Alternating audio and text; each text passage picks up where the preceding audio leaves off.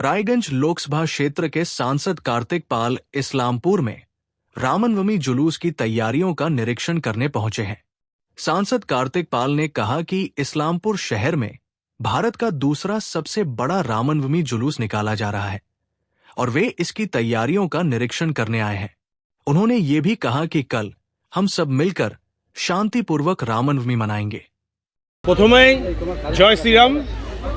সমস্ত রাম ভক্ত যারা রয়েছে, রামনবমী ঈশ্বরপুরের এটা আমাদের শুধু পশ্চিমবঙ্গে সর্ববৃহৎ নয়, আমার যতটুকু জানা ভারতবর্ষের মধ্যে দ্বিতীয় বৃহত্তম আমাদের এই ঈশ্বরপুরের রামনবমী উৎসব।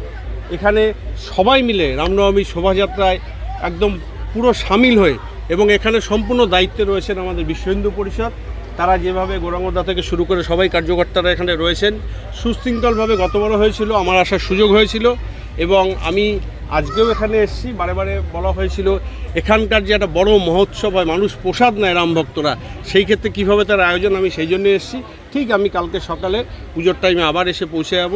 আমি আপাময় আমার রায়গঞ্জ লোকসভার সর্বস্তরের সাধারণ নাগরিককে আমি রামনবমীর শুভেচ্ছা এবং বয়োজ্যেষ্ঠদের নমস্কার জানাই এবং আমরা সবাই মিলে কালকে রাম ভক্তরা শান্তিপূর্ণভাবে আমরা আমাদের শোভাযাত্রায় সামিল হব এবং আমরা যেভাবে আমাদের ঐতিহ্যবাহী এটা ভারতবর্ষের দ্বিতীয় বৃহত্তম রামনবমী উৎসব, সেটা আমরা ঠিক সবার সাথে একসাথে কাঁধে কাঁধ মিলে আমরা এই উৎসব পালন করব। কিছুদিন আগেই সংসদ আমরা কালকে সবাই নামবো রাম ভক্ত হিসাবে, না আমি সাংসদ না আমি কেউ, আমরা সবাই মিলে একসাথে নামবো।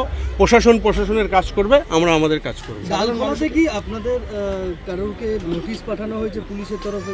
অনেক জায়গায় অনেক সমস্যা হচ্ছে, শুধু ডালখোলা নয়, ডালখোলায় অনেকের কাছে বন্ড নেওয়া হয়েছে এবং বিভিন্ন জায়গায় যারা মাইক সেট দেয় তাদেরকে হুইপ দেওয়া হচ্ছে, সেখানে যাতে কোনোভাবে মাইক সেট না দেওয়া হয়।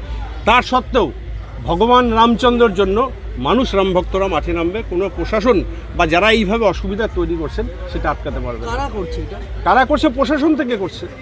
আজকে অনেক ধর্মীয় উৎসব হয়, কিন্তু সেই ক্ষেত্রে এত বাধা এত কিছু থাকে না, কিন্তু যেভাবে রামনবমীর ক্ষেত্রে আমি এবার দেখছি নতুন করে এবার যেভাবে হয়েছে, বিভিন্ন মানুষকে ডেকে ডেকে বলা হচ্ছে যে তাদেরকে কাউকে বন্ড দিতে হবে, মাইকের দোকানে গিয়ে বলা হচ্ছে তাদেরকে মাইক সেট দেওয়া যাবে না, এটা ঠিক না। না, কিন্তু কার্তিক দা, সুপ্রিম কোর্ট হাইকোর্টের নিয়ম রয়েছে 65 ডেসিবেলের নিচে সাউন্ড সিস্টেম রাখতে হবে। বিশ্ব হিন্দু পরিষদ এ বিষয়ে নিজেরাও হচ্ছে রীতিমতো সাবধানবাণী জারি করেছে। আপনি তো সাংসদ, আইন প্রণয়ন করেন সংসদে বসে, আপনি কি বলবেন রাম ভক্তদের উদ্দেশ্যে? শুনুন, প্রতিটা জায়গাতেই গভর্নমেন্টের যে নির্দিষ্ট নিয়ম আসে, বিশ্ব হিন্দু পরিষদ হোক, RSS হোক বা বিভিন্ন জায়গায় রামনবমী উদযাপন সমিতি হোক, তারা গানের ক্ষেত্রে বা সাউন্ডের ক্ষেত্রে সব কিছু একটা নিয়ম করে দিয়েছে। সেই নিয়মের মধ্যেই আশা করি সবাই চলবে। অস্ত্র নিয়ে দাপাদাপি করা যাবে না বলেছে কিছুক্ষণ আগে একদম এসপি ইসলামপুর। না, অস্ত্র নিয়ে দাপাদাপি করা যাবে না সেটা ঠিকই আছে, আমাদের থেকেও যা বলা হয়েছে কেউ অস্ত্র নিয়ে আসবে না। এবার সেই দায়িত্বটা আমাদের সবারই নিতে হবে। ঠিক তেমনি অস্ত্র নেওয়ার ব্যাপারটা সব ক্ষেত্রেই সেটা মানা হয়, সেটাও প্রশাসনকে লক্ষ্য রাখতে হবে। ধন্যবাদ।